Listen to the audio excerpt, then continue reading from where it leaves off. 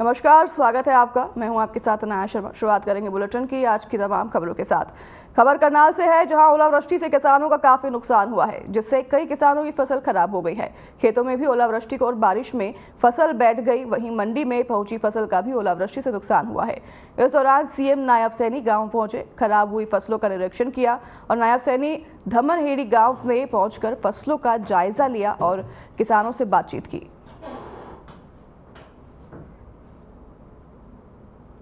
मुख्यमंत्री नायब सैनी खेतों में पहुंचे और उन्होंने किसानों से बातचीत की है। ओलावृष्टि के कारण जितनी फसलें खराब हुई हैं उनका उन्होंने जायजा लिया है और सभी किसानों को आश्वासन भी दिए हैं। इस तस्वीरों में आप देख रहे हैं मुख्यमंत्री नायब सैनी स्वयं खेतों में पहुंचे हैं फसलों का जायजा लेने, खराब फसलों का जायजा लेने, और उन्होंने किसान से इस दौरान बातचीत भी की है।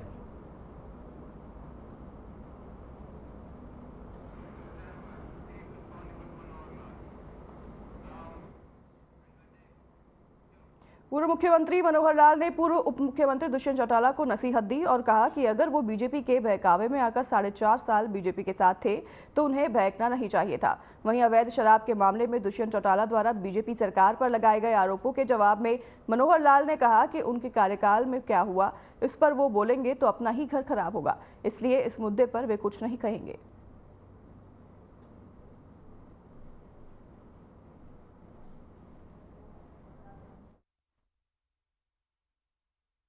से नहीं जीते तो यह कसूर जनता का नहीं है, ये बीजेपी के कार्यकर्ता का हो सकता है।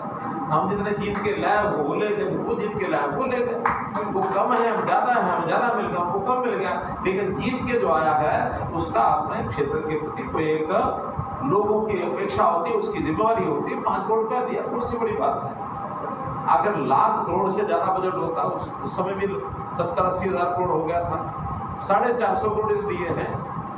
वही बात मैंने 2019 में भी की कि जो एमएलए चुन के आया है पहली किस्त 5 करोड़ रुपए की उसको आते ही देते हैं, भाई तुम चुन के आए हो और जनता के लिए इतना काम जो मांगे कर दो। हमने भेदभाव नहीं किया। मुझे करनाल के लोगों ने विधायक बनाया, मैंने कह दिया कि जो मुख्यमंत्री जहां का पहले होता रहा है वहां हर कोई प्रदेश का आधा पैसा अपने उस हल्के में लगा लेता है, बाकी आधा कहीं जाके बांटता है। लेकिन मैंने कहा 90 के 90 में बराबर विकास करूंगा, कहीं ज्यादा मत सोचना कि ज्यादा हमें मिलेगा।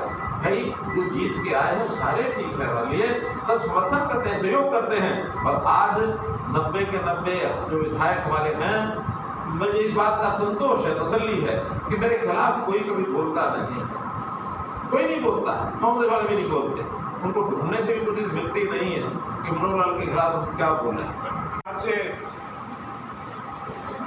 जो हमारे कैंडिडेट हैं अभी आए, मैंने भी इनको कहा कि एकदम मत मैं भी लगा के जाऊंगा, मतलब भी 10 लाख रुपए कई काम मंत्री था, तो मैंने इनको बता दिया कि भाई मैं आऊँगा और मेरा ज़्यादा नहीं तो 1500 वोट का जरूरत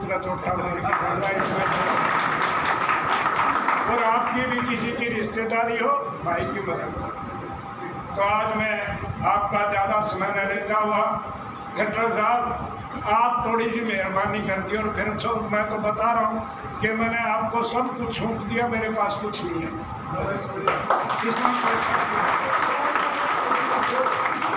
ये कई तो आपके ऐसे भगत हैं, ये मैं एक आदमी है, ये रविंद्र जी बैठे हैं शंकर। 25 मई को हरियाणा में लोकसभा चुनाव होंगे, जिसको लेकर सभी राजनीतिक दलों और उम्मीदवारों ने अपने अपने चुनाव प्रचार अभियान की गति तेज कर दी है। इसी कड़ी में बीजेपी प्रत्याशी नवीन जिंदल के समर्थन में अनेक जनसभाओं का आयोजन किया जा रहा है। विवेकानंद कॉलोनी में नवीन जिंदल के समर्थन में विशाल जनसभाओं का आयोजन किया जा रहा है, तो वहीं इन जनसभाओं का सिलसिला देर रात तक जारी रहेगा।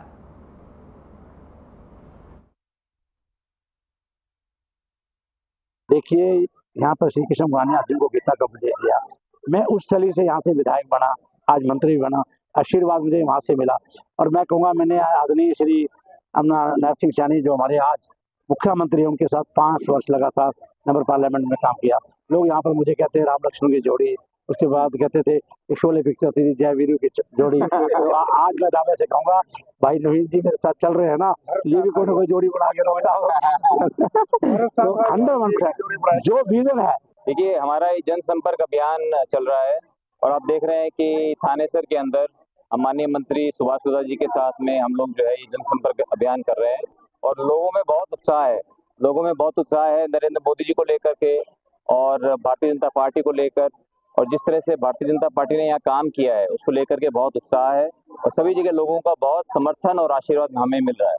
दिल्ली हरियाणा जाम किया हुआ था, काफी समय से बैरिकेड लगे हुए थे।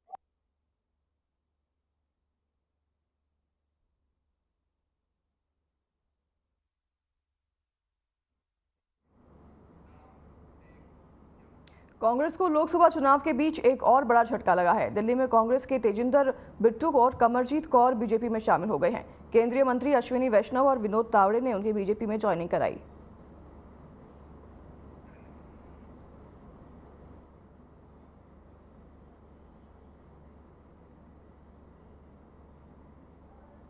तस्वीरें आप देख रहे हैं।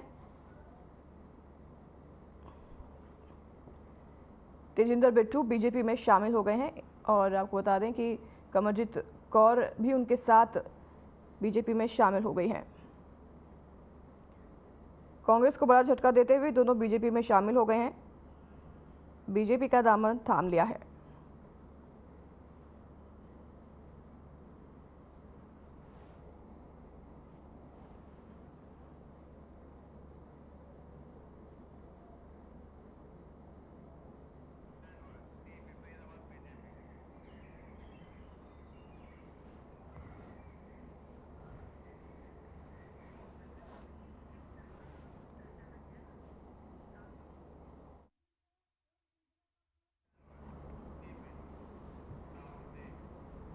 जननायक जनता पार्टी को लगातार झटके लग रहे हैं। इसी क्रम में आज जेजेपी के हल्का अध्यक्ष और 2019 के विधानसभा चुनाव लड़ चुके कुलदीप तेवतिया ने अपने समर्थकों के साथ जेजेपी से इस्तीफा दे दिया और भारतीय जनता पार्टी ज्वाइन कर ली है।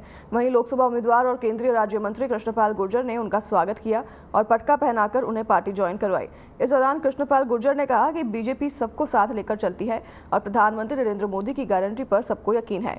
यही वजह है कि पार्टी के लगातार लोगों के आने का सिलसिला जारी है।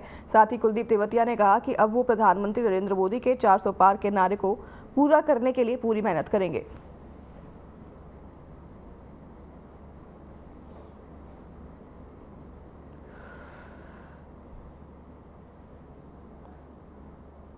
बड़ी जो ज्वाइनिंग की है बात है और पहले भी जो है वो आपकी पार्टी से क्या। देखिए, भारतीय जनता पार्टी का परिवार आज बहुत बड़ा परिवार है और कुलदीप तेवतिया जी जो यहाँ से निगम पार्षद रहे, अब उनके भाई यहाँ से बीजेपी के निवर्तमान निगम पार्षद हैं कुलवीर जी। तो कुलवीर जी तो हमारी पार्टी में थे ही, हमारी पार्टी से पार्षद थे, निगम पार्षद। कुलदीप जी थोड़े समय के लिए एक छोटे परिवार में चले गए थे, लेकिन छोटे परिवार से फिर बड़े परिवार में आए। लेकिन मुझे नहीं लगता कि वो मन से वहां गए थे। मन तो उनका भाजपा में पहले भी था, उस समय भी था और आज भी है। तो आज सामूहिक रूप से फिर भारतीय जनता पार्टी के बड़े परिवार में शामिल हुए, तो उनका हमने स्वागत किया है और उनको जो मान सम्मान पहले मिला था, ऐसे ही पार्टी में उनको मान सम्मान में कोई कसर बाकी नहीं छोड़ी जाएगी और छोटे भाई की तरह और बड़े भाई दोनों मिलकर भारतीय जनता पार्टी को और आगे बढ़ाएंगे। पहले पड़ोस के घर में चले गए थे, झगड़ा वहां पे भी था, लेकिन मैंने सोचा यार उससे बढ़िया तो अपना पुराना ही घर है, वहीं क्यों ना वापस चले जाए। तो मैं इसलिए अपने बीजेपी, जो पहले मैं बीजेपी में ही था, बीजेपी ने मेरे को पार्षद बनाया, मेरे भाई को भी टिकट दी, वो भी पार्षद बने। अब इसलिए मैं वापस बीजेपी में ही आ गया, मेरा दिल नहीं लगा उधर। और जो कह रहे हैं कि भाई अब की बार 400 पार, तो 400 पार ही होगी। और हमारे यहाँ से कृष्ण अपने जो पाल जी हैं, कृष्णपाल गुर्जर जी हैं, 10 लाख का जो नारा लग रहा है, हमारे उसमें पूरी सहयोग रहेगा, पूरा सहयोग रहेगा। यहाँ से पलवल तक जितने भी हमारे जानकार है सभी से हम बोलेंगे और कोशिश ये रहेगी कि हमारी 10 लाख पार ही करवाएं।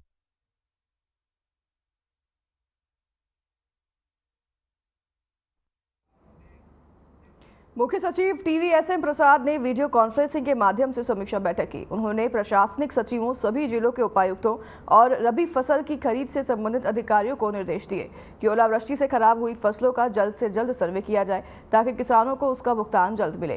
साथ ही प्रदेश की मंडियों में गेहूं और सरसों की आवक तेजी से बढ़ रही है। किसानों और आढ़तियों से तालमेल करके मंडियों में फसल की खरीद बंद रखें।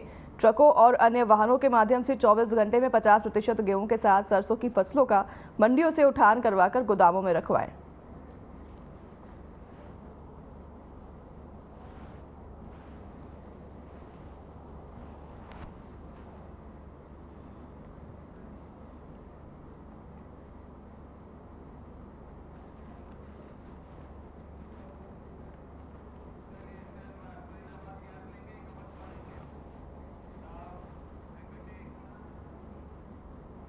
खबर फरीदाबाद से है, जहां के मुजेसर इलाके में LPG गैस सिलेंडर से गैस कटिंग करते 2 गैस एजेंसी के कर्मचारियों को पुलिस ने रंगे हाथों गिरफ्तार किया है। जिस दौरान पुलिस ने मौके से 37 LPG गैस सिलेंडर जब्त किए हैं। साथ ही पुलिस ने गैस सप्लाई करने वाले ऑटो को भी जब्त कर लिया है। फिलहाल पुलिस ने मामले की पूरी जांच शुरू कर दी है।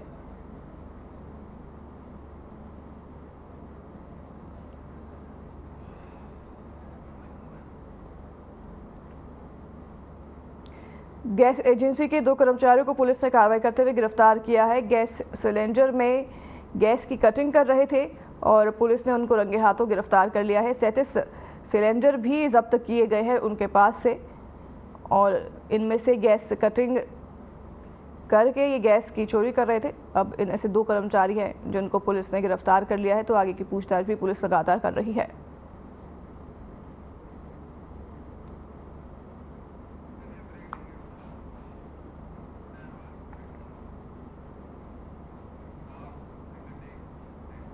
फिलहाल रुकेंगे एक छोटे से ब्रेक के लिए, जल्द हाजिर होंगे आपके पास इस ब्रेक के बाद।